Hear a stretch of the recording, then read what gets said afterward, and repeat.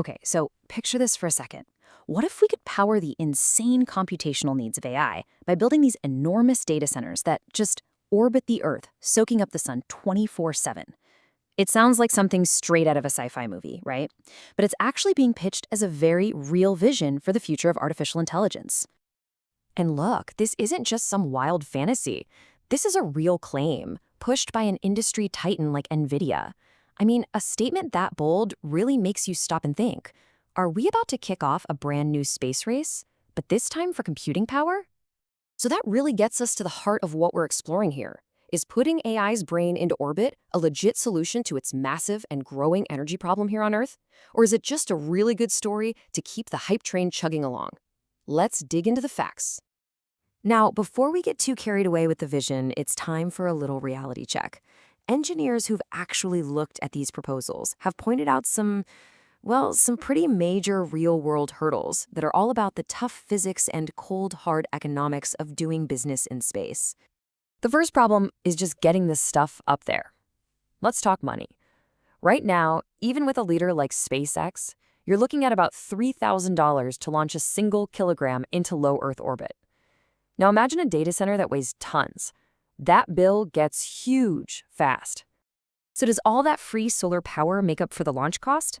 Well, someone did the back-of-the-envelope math, and it suggests that for just one server rack, the time it would take to pay it back just from energy savings is something like 87,000 years.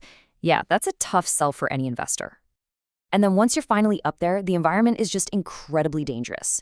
We're tracking almost 1 million objects bigger than a centimeter, all zipping around at over 15,000 miles an hour. Every single one of them is basically a tiny bullet that could completely wreck your multi-billion-dollar project in a blink. And the list of challenges just keeps going.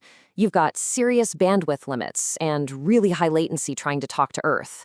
You've got constant cosmic radiation that can corrupt your data. Getting rid of heat is incredibly hard in a vacuum. Oh, and you're totally exposed to solar flares, with pretty much zero way to fix anything if it breaks. This quote from an engineer really just nails the biggest problem of all: maintenance. Here on Earth, if a server goes down, you call it tech. In orbit, what do? The whole idea of servicing hardware hundreds of miles above the Earth is, right now, a total showstopper for this kind of big project. So if building a huge orbital data center for Earth is just so difficult, does that mean computing in space is a dead end? Not at all. It probably just means we're trying to solve the wrong problem. There's a different and way more practical mission that's already happening. Let's just reframe the question. Is there any useful AI stuff happening in space right now? And the answer is a definite yes. It just points to a much more down-to-earth, or I guess up in space, application for this tech. And that's what we call space edge computing. The key difference here is that this isn't about running cloud services for you and me on the ground. It's about using AI onboard the satellite to make the satellite itself smarter and better at doing its job. And here's a really cool, concrete example from research at NASA's Jet Propulsion Laboratory. A program they have called SmartCam uses a pretty simple AI to classify images right on the satellite.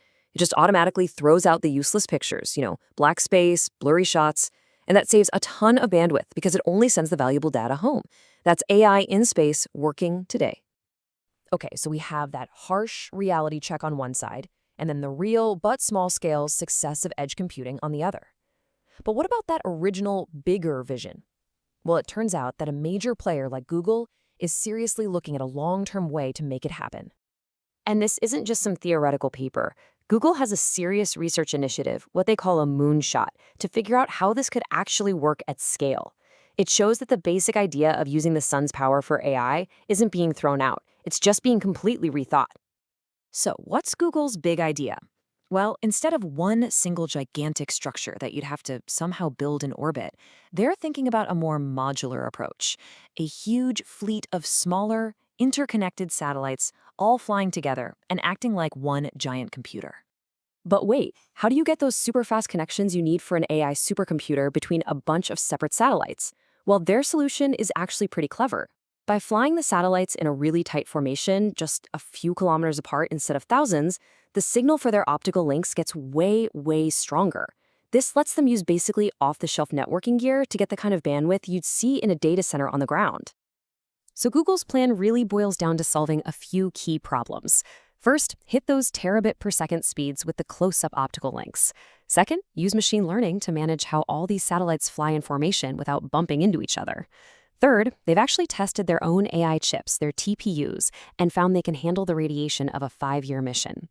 And finally, the whole thing only makes financial sense if launch costs come way, way down. And that right there is the key.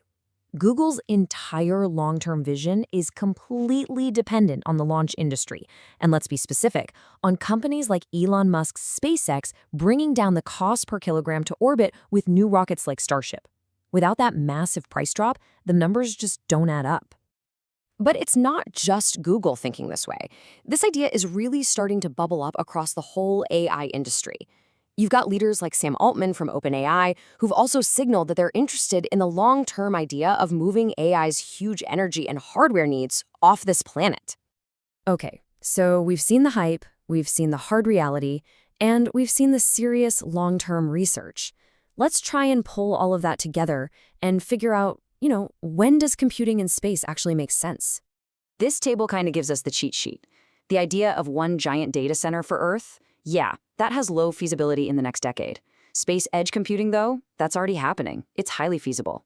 And then the AI satellite constellation idea from Google is somewhere in the middle. It's still in the research phase, so we'll call it medium feasibility for now. So the bottom line is this. The idea that most data centers will get in orbit within 10 years feels a little premature. But, and this is a big but, the problem it's trying to solve, AI's unbelievable hunger for energy, that is very real.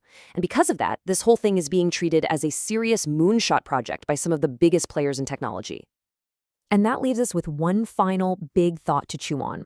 As the power that AI needs keeps doubling every few months, and the strain on our planet's power grids and resources just gets bigger and bigger, it really forces you to ask, eventually, where else are we going to look for a solution but up?